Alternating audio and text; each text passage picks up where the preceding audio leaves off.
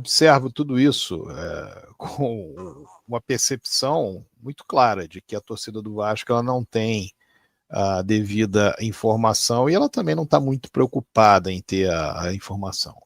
O Vasco ele criou uma fantasia para a torcida em 2019, na gestão ainda do Alexandre Campelo, quando começou a haver um dizer de que o Vasco teria um fundo árabe para comprar e não sei o que, e muito dinheiro. E essa fantasia cresceu na torcida do Vasco e ela entendeu, meses depois da 777, que o problema foi que foi a 777. O problema não é o modelo de negócio, o problema não é você entregar, o problema é que foi a 777. E ela está acreditando piamente nisso. Desculpa, Sérgio. Agora, o que ela não... Deixa eu só encerrar e eu vou te passar. Tá. E o grande problema é o seguinte, é que a forma como ela pensa, ela imagina o seguinte, não, se o Vasco foi entregue para outro e também não der certo, aí a gente depois, não tem depois. O que aconteceu no caso da 777 foi um troço dificílimo de acontecer, que ainda está em discussão, mas que você entregou o clube e depois você conseguiu uma liminar e está aí até hoje discutindo, mas é um negócio dificílimo de acontecer. E aí, os discursos que foram feitos para essa mesma torcida, de que o Vasco está assim há não sei quantos tempos, e que tudo é a mesma coisa, e vamos botar todo mundo no mesmo saco, de preferência falar de alguém que foi quem trouxe os títulos, quem trouxe glória, quem aumentou patrimônio, quem bateu nos... Esse é que é o problema. Isso está sendo na cabeça, já está assim, petrificado na cabeça da torcida do Vasco. A torcida do Vasco não está até hoje dizendo que o Eurico Miranda arrancava feridos de campo para ter jogo, porque a Globo desmentiu. Se a Globo não tivesse desmentido, ela continuava falando a mesma coisa. Então há um problema muito sério que é o seguinte. Você pensa, mas por que então que você está falando aqui, se você sabe que a grande maioria não tem esse vislumbre? Porque se eu não falar, eu, particularmente, não vou dormir bem, pô. Então... Eu tenho poder de fazer com que tudo mude por mim mesmo, sem ter o poder no clube? Claro que não. Se tiver poder no clube, sem dúvida. Mas no lugar que eu não tenho. Então, o que eu tenho que fazer? Eu tenho que alertar, eu tenho que conversar, eu tenho que fazer. E isso, mas a maioria não quer nem saber, os outros estão pensando em pequeneza, em coisas miúdas, ou o outro não quer saber do time ganhar, então ele acha que qualquer coisa. Isso eu já falei, quando eu tinha 14, 15 anos, eu pensava assim, depois eu cresci. Então, é uma situação que a torcida do Vasco vive que tem tudo para ela penar muito em função desse raciocínio. E ela ainda não entendeu isso. A gente hoje, que tem a cara de pau de dizer que o Pedrinho, como presidente do Vasco, é um negócio espetacular, jogou o Vasco em concordata para dar calote em todo mundo, tendo outras alternativas. Não diminuiu o custo operacional, então o custo operacional lá em cima está pedindo dinheiro emprestado, entregando 20% da zona azar. Como é que você pode chegar e dizer, não, isso aqui é bom? Não, eu vou usar um argumento. Os salários estão em dia. Primeiro que o salário em dia no Vasco, teve dirigente que botava salário em dia, que ficou anos pagando salário em dia, mas não era dando calote em todo mundo. Você, numa situação de ter salário em dia, vocês viram o modelo de empréstimo que o Vasco fez? Carência de 36 meses, juros em cima de juros, entregando 20% do futebol por um valor que é quase a metade do valor que foi vendido. Mas é uma garantia, não tem... Sim. Extravasando gestão, porque isso é para uma outra gestão que se vire, etc. E aí, mas eu não consigo entender, porque eu estava, de repente, há 3 semanas, eu torcedor do Vasco, eu estava 3 semanas, eu estava chateado, porque o Vasco estava ali em 16º. Agora o Vasco está em 12º, agora já está tudo bem. Não pode ser assim. Mas é assim que funciona. Pode funcionar assim. Mas funciona assim porque você não tem uma imprensa participativa para funcionar de outra maneira. Por quê? Com o Vasco, conquistando o título, ganhando, batendo seus adversários, vinha uma crítica de fora que saía para de dentro para dizer que aquilo ali era a pior coisa do mundo. Então tem como. Não é só o resultado do futebol. É quando você tem também uma participação dos meios de comunicação que se torna uma participação desidiosa. Esse episódio de que o Vasco com o empréstimo da Crefisa, porque aí, quem sabe, a Crefisa quer comprar o Vasco daqui a 3 anos. Esse episódio, ele está vindo à tona, não é por causa do Vasco. Ele está vindo à tona por causa do Palmeiras. Porque tem uma briga política no Palmeiras, porque está terminando o mandato aqui. E não é o Vasco, não é o Vasco que é o ponto de referência ali, é o Palmeiras.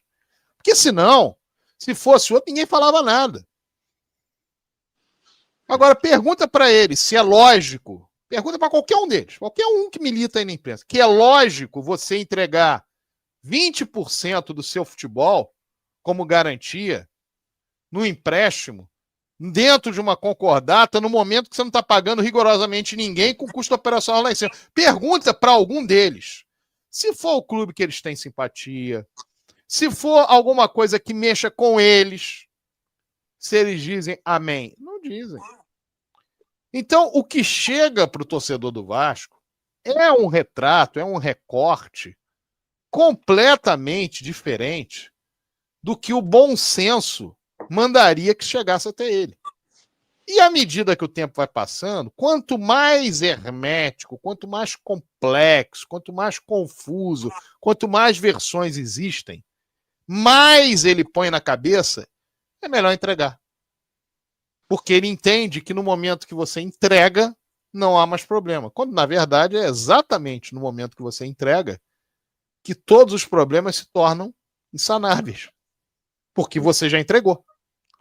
Então, o que me cabe aqui, e claro, eu estou falando de mim, em primeira pessoa, eu entendo que é o casaco, mas eu estou falando aqui da minha posição.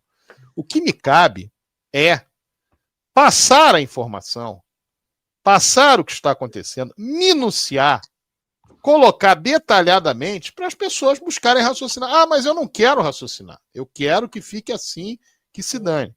E eu digo que eu sou muito Vasco, não sei o que, mas na verdade eu só quero é que o futebol ganhe e tal. Eu não estou nem aí por ré. Cada um pode ser. O que eu digo é o seguinte: todos são influenciados pela imprensa. Todos foram influenciados pela imprensa para repetir um monte de bobagem. E hoje a realidade mostra que aquilo tudo é bobagem. Então o que se faz? Se retroalimenta um discurso mentiroso para as pessoas não chegarem à conclusão de que elas erraram. Eu estou aqui em 2025, o Casaca tem 25 anos. Nós não erramos. Nós acertamos naquilo que nós entendíamos que era o caminho. Nós dissemos o momento que o caminho estava sendo tomado de uma outra maneira, que estava errado ser tomado de uma outra maneira. Nós mostramos por A mais B, nós explicitamos, nós fomos à justiça em determinado momento para impedir que o Vasco fosse lesado.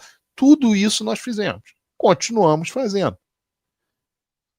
E as pessoas têm que parar e olhar. Puxa vida, é chato porque nós temos aqui um problema com A, com B, ou não gosta de C, não gosta de D. Mas a razão está ali. Para nós não basta ter razão. Claro que a gente, além da razão, nós queremos que o Vasco tenha, a partir do que é razoável, o seu caminho. Agora, se ele continuar por um caminho errante, com sistematicamente o Casaca dizendo o caminho é errante, o caminho está errado, o caminho não pode ser esse, e as pessoas continuarem achando, nós não temos o poder de modificar, a não ser que tenhamos o poder. Se tivéssemos o poder, não tem a menor dúvida que nada disso estava acontecendo no Vasco. Estou falando com a maior tranquilidade, nada disso. Clube jogado como coitado, desvalorizado, buscando mexer com as informações para ver se dá jeito, saco de pancada de Flamengo, freguês de Botafogo, 10 anos quase sem ganhar o campeonato. Você esquece. Isso é com esse tipo de gente que está lá, que teve lá, que esses 14 dos últimos 17 anos. Mas pode ser que a ideia, não, então vamos entrega tudo. Eu me lembro perfeitamente que eu estava no Casaco, já falei isso. Eu estava entrando no Casaco em 2009, 2010. E nós tínhamos os textos, as pessoas faziam os textos. Que, aliás, o Thiago é um que faz o texto excelente, mas as pessoas faziam texto, quer dizer, faziam colunas, e aí tinham os comentários. Em determinado momento, quando não havia mais argumento, aí um cara virou e falou uma coisa que é muito simbólica. Claro que ele usou um fake, mas é muito simbólica.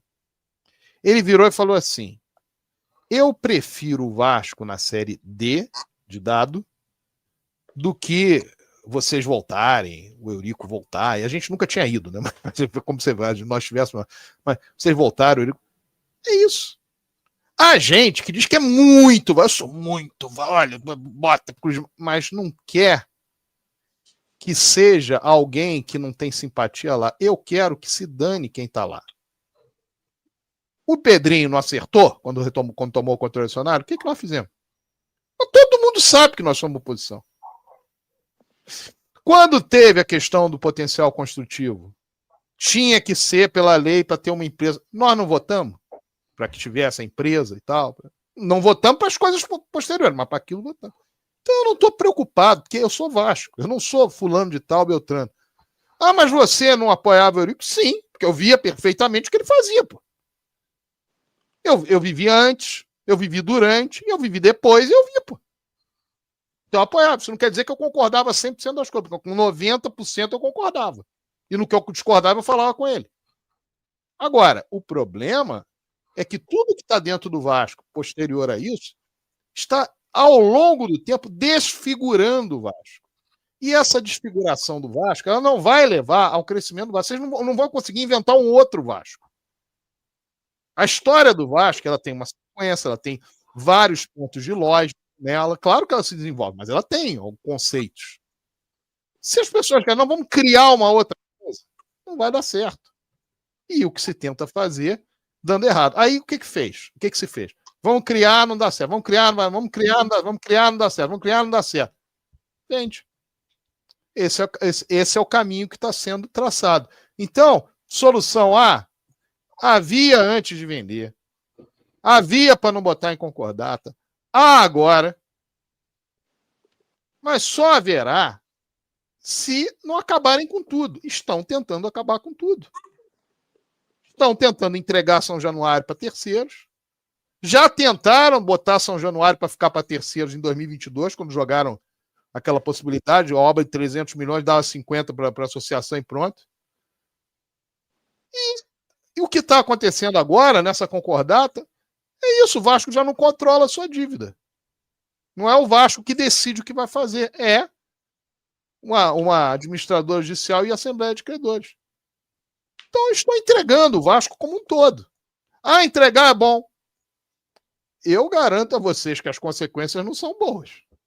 Mas vai continuar pensando assim, mas nós queremos nos iludir, nós gostamos. Tudo bem, cada um faz como quiser fazer. A nossa obrigação é chegar aqui e falar.